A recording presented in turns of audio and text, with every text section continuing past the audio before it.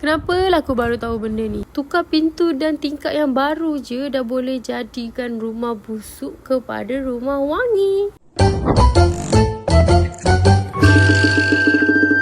Hello, hai semua. Video kali ni aku nak share dengan korang yang aku dah tukar semua pintu dan tingkap rumah ni. So rumah ni adalah rumah subsale yang aku beli dengan owner. Kalau ikutkan umur rumah ni pun dah lebih daripada 20 tahun. Pintu dengan tingkap dia pun memang daripada developer lama dulu. Dan lagi satu, rumah ni rumah busuk, memang dah lama terbiar. Anak-anak pun dah beranak pinak dah dekat celah-celah. So aku ambil keputusan untuk nak tukar satu rumah pintu dan tingkap yang baru. Sebenarnya aku dah survey banyak company untuk aku nak tukar pintu dengan tingkap ni. Mostly bagi harga anggaran dalam 30,000 ke 40,000 untuk satu rumah. Aku dah pergi dekat Expo, aku dah pergi cari direct dengan supplier. Ada yang harga okey tapi dia bagi kaca yang senang pecah, kaca yang murah. Sampailah aku jumpa dengan abang aluminium dekat TikTok. Nama company dia Rockbrick. Mula-mula aku ingatkan dia tak cover lah dekat area rumah sebab aku ni. Dia base di Tanjung Malim. Tapi bila aku PM, rupa-rupanya dia cover juga area Selangor dan KL. Video ni aku nak tunjuk korang progress pemasangan. Okey, mula-mula diorang datang untuk ambil ukuran dulu. Lepas dah ada ukuran, baru dah pilih jenis-jenis kaca. Kalau korang nak tahu, ada 3 jenis kaca